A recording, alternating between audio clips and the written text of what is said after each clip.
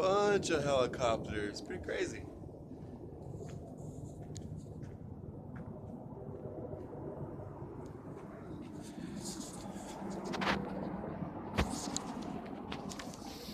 Hey guys, so today I just wanted to talk about farming and a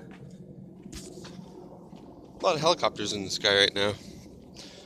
Had to show them off for a second. I don't know if you could even see them, but they're pretty fucking loud. Couldn't really do my video for a second. But yeah, I want to talk about farming today, and hopefully you're able to see the tractors out there in the field across the street.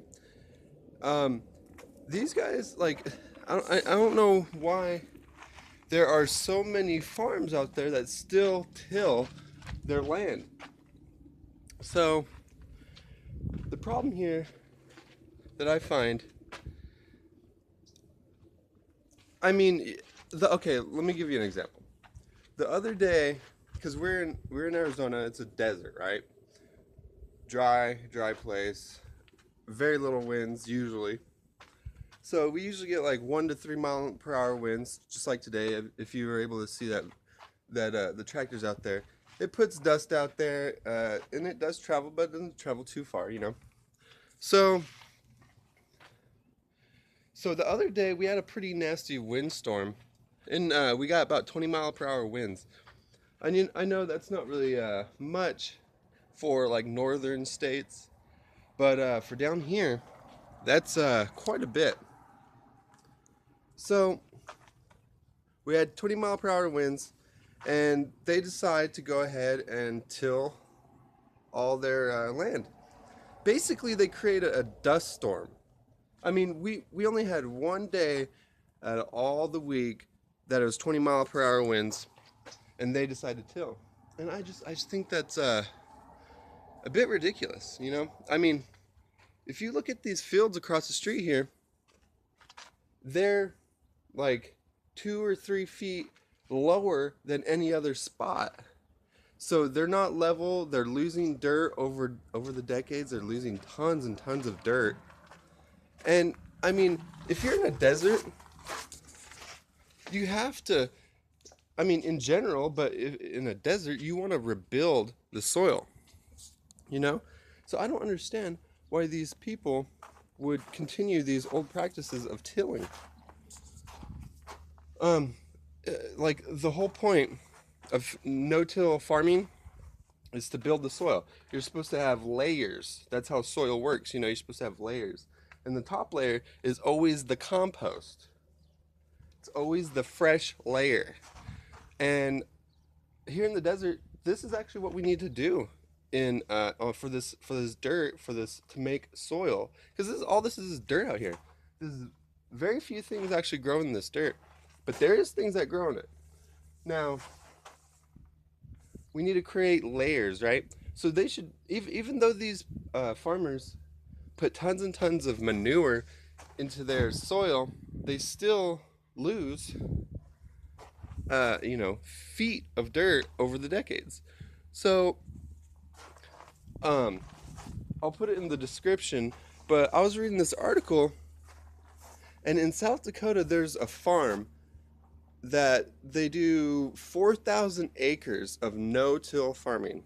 I couldn't believe it. I was like, wow. So large-scale no-till farming is 100% possible. You know, you're still using combines and stuff like that, but it's large-scale no-till. That's the best part. You're growing the soil, right? You're keeping the soil alive. See, the point of the layers is, okay, when you go to dig up this dirt, this soil, you don't have your you do not create an ecosystem beneath the soil. You know, not only are there rodents and stuff that you're hurting, taking away their holes, and gophers and things like that. I mean, don't really want gophers in your farm, but see these damn fucking combines, man, they're so fucking loud. Anyways, these so they hurt the ecosystem beneath the soil, right? You gotta see, like, okay, the soil, good soil, has worms, beneficial bacteria, bad bacteria. It has all of it. It has an ecosystem. It has a balance, you know? So when you dig it up, a lot of the worms die, the ecosystem dies. You push out all these different animals, bugs. You know, you got to have good bugs, bad bugs. You got to have it all, you know? And you got to have a balance.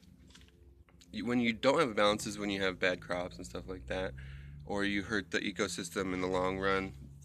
And like I was, you know, like the other day when they're creating that dust storm, it was like the fucking Dust Bowl all over again, you know? And it's always like that. They're always out here fucking doing that shit. And I think these large scale farms really need to get with the program. But I was also reading up on no-till potatoes, and you know, to get a good yield, I just haven't been able to do no-till. But I also haven't been able to do to create a large amount of good no-tilled soil so far. So I'm still in the works. So I'll probably get there. But so far, what I'm doing with my soil, or what I'm doing with my the dirt out there, is or with my potatoes, I should say, is I actually create a large mound. So I actually have to get my dirt from somewhere. So when I dug my greenhouse, which I'll do another video about my underground greenhouse, I had a lot of dirt that came out of there, so I just used that for very large actually very large rows, but they're like like a mound, and probably about 2 feet high, and I get really good amount of potatoes out of that here in the desert, and none of them rot, and I can even leave them in there over winter, so that they'll regrow once winter's over. Which is really fucking convenient. I have old rows that are coming back, which I'm gonna have to pull all the potatoes out this time, so I can, you know, uh, move crops. What is it? I can't remember the word for it. But you know, you don't want to keep growing the same crops in the same soil or in the same spot over time. You know, so I like to move it around. That's what one of the lessons of the Dust Bowl was. And but another lesson that they're not remembering is to build the layers, no till. Anyways, so that's what I'm gonna do with this large. That's what I'm gonna do with this large thing of grass over here. I still haven't really gotten it down, but I finally got the idea of what I wanted to do with it. What I'm gonna do here, check it out. So I'm gonna take all this grass, this large row. We used to have watermelon in it, as you can see, and I'm gonna cover it all with paper, and then I'm gonna put a long, tall row of dirt over it, and that's where my potatoes are gonna grow. And by the time the potatoes are done, it should be composted below it, and yeah. So that should work out pretty good. Actually, I'll give you a sneak peek of my my greenhouse right now. Why not? So here's the potato donut potato planter that I call it. They got potatoes in these spots all the way around, water in the middle, water around it, and we'll see how that goes. But this one over here, all the tops of my potatoes died. You see that? They died because of the cold. But I dug a couple of them up, and they still grew large potatoes, even though those plants were only like maybe a month old. So they did great. They did really quite great. We can grow potatoes really good in this soil, pretty much. So here it is. Here's my greenhouse, underground greenhouse. I got a potato plant over there, and there are even little baby tomato plant, and we got little tomato plants in there that are popping up, doing real good.